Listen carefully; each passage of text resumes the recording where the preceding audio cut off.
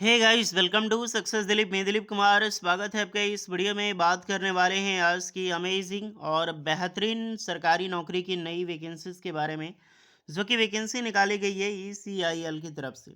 जी हाँ, भारत सरकार की डिपार्टमेंट ऑफ एटॉमिक एनर्जी यानी कि परमाणु ऊर्जा विभाग की एक बहुत बड़ी ऑर्गेनाइजेशन से ईसीआईएल यानी कि electronic corporation of India limited की तरफ से यहाँ से टोटल 200 पोस्ट पर वेरियस पोस्ट पर वैकेंसी निकाली गई है। नई सरकारी नौकरी की भर्ती है, जो कि पूरे भारत के कैंडिडेट अप्लाई कर सकते हैं। ऑल इंडिया के मेल फीमेल एलिजिबल है।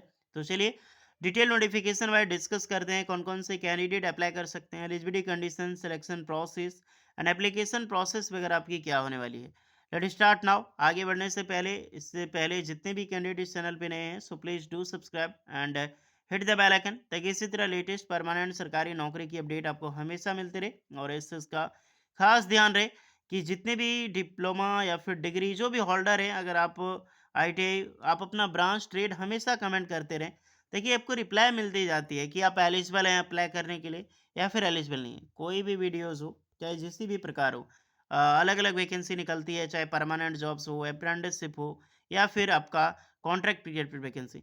आप कमेंट करो, अपनी इच्छा कमेंट करो, जिस प्रकार की जॉब अपडेट रहेगी वो भी देंगे। जैसे हमने पहले लाया था कि विदेश में नौकरी आपको कैसे मिलेगी, फॉरेन जॉब्स अपॉर्चुनिटी के बारे में। तो अगर आप इंटरेस्टेड हैं फॉरेन जॉब्स अपॉर्चुनिटी को लेकर, तो एक सेकंड पार्ट आएगी कि कैसे लें। उसमें तो हमने बताया था कि सैलरी कहाँ पर ज़्यादा मिलती है। इस बार हम ये भी बताएँगे कि कैसे मिलती है आपको। तो इस चीज़ का वेट करें और कमेंट करें। चलिए चलते हैं पहले इस नोटिफ़िकेशंस की ओर। सो गाइज़, ये है आपका official notifications. Electronics corporation of India limited ECIL 18 फरवरी 2026 को ये नोटिफिकेशन रिलीज की जाती है। India's leading mini Ratna category 1 के अंदर में आता है, शेड्यूल 1 के अंदर में सीएल। तो ये एक पीएसयू ऑर्गेनाइजेशन है। ओके, वेरियस पोस्ट पर वैकेंसीज है, जो कि पोस्ट का नाम है टेक्निकल ऑफिसर्स। देखिए, इसमें जितनी भी वैकेंसी सीएल में निकलती है तो कॉन्ट्रैक्ट पीरियड पे, यानी कि सरकारी नौकरी है बट परमानेंट नहीं है। That is 4 year including initial term, depending on project recruitment satisfactory performance on the candidate. आपका प्रोजेक्ट एक्सटेंड भी हो सकता है, लेकिन वो आपका क्वालिफिकेशन परफॉर्मेंस पे डिपेंड करता है। टोटल 200 वैकेंसी यहाँ पर रिलीज की गई है।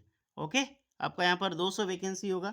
तो पहले पोस्ट निकल के आता है कैटेगरी 1 में, टीओसी की 100 वैकेंसी निकाली गई है, कम नहीं है। टोटल 100 वैकेंसी आप सभी कैंडिडेट के लिए रिलीज की गई है, जहाँ पर बी बीटेक कैंडिडेट अप्लाई कर सकता है। बट ब्रांच, तो ब्रांच ईसी यानी कि इलेक्ट्रिकल कम्युनिकेशंस इंजीनियरिंग, या फिर ईटी यानी telecommunications, and ENI electronic instruments, electronics, triple E, and यहाँ तक कि इलेक्ट्रिकल इंजीनियरिंग भी एलिजिबल है।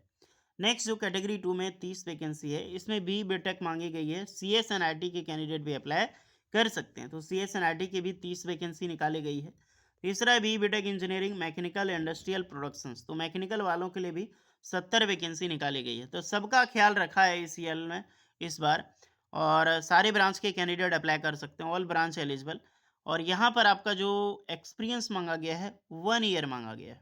ओके, अगर आपने 1 year apprenticeship relevant in the field किया है, तो भी आप यहाँ पर अप्लाई कर सकते हैं बेशक। दूसरा है कि इंडस्ट्रियल प्रोडक्शन ऑपरेशन ईवीएम, इसकी नॉलेज आपके पास होनी चाहिए, एडवांटेज आपको मिलेगा अगर आपके पास है तो। Salary and process age limit, 18 से 30 साल के कैंडिडेट इस फॉर्म को अप्लाई कर सकता है। 1 साल का मैंने आपको बताया पोस्ट क्वालिफिकेशन एक्सपीरियंस। मार्क्स कम से कम 60% कंपलसरी होनी ही चाहिए। अगर आपका नहीं है तो आपकी जॉब नहीं मिलने वाली, आप एलिजिबल ही नहीं है। सैलरी की मैं बात करूँ, कॉन्सोलेटेड जो आपको सैलरी मिलेगी इम्लॉन्समेंट्स, तो इसमें 25,000 फर्स्ट ईयर में होगी, सेकेंड ईयर आपको 28,000, थर्ड एंड फोर्थ ईयर आपको 31,000 पर मंथ, दोनों साल में आपको दिया जाएगा। Company PF TA DA will be officially duty paid leave as per extra rules, जो कि मिलती है गवर्नमेंट में, आपको मिलेगा ही मिलेगा, उसका दो राय नहीं है। एज रिलैक्सेशन 3 ईयर आपको रहेगा। जनरल ओबीसी कैंडिडेट का, ओबीसी और एसटी एस कैंडिडेट का आपको पता है कितना आपको मिलता है। हाउ टू अटेंड, तो eligible candidate download application form, एक ऑफलाइन फॉर्म है, प्रिंट आउट निकालनी है, फिलअप करनी है, विथ ऑल डॉक्यूमेंट्स के साथ आपको यहाँ पर सेंड करनी होगी। तो वॉक इन इंटरव्यूज़ के बेसिस पे जाना और सिलेक्शंस होगा। तो कॉर्पोरेट लर्निंग डेवलपमेंट सेंटर जो नालंदा कॉम्प्लेक्स है, electronic corporation of India limited ECL post, Hyderabad. तो ये पोस्ट है हैदराबाद, यहीं पर आपको विजिट करना है। Walk in date and time रखा गया टेक्निकल ऑफिसर ऑन कॉन्ट्रैक्ट 24 फरवरी 2026 को, ट्यूसडे। ये ध्यान रखें 24 फरवरी 2026 को ही आपका इंटरव्यू डेट रखा गया है।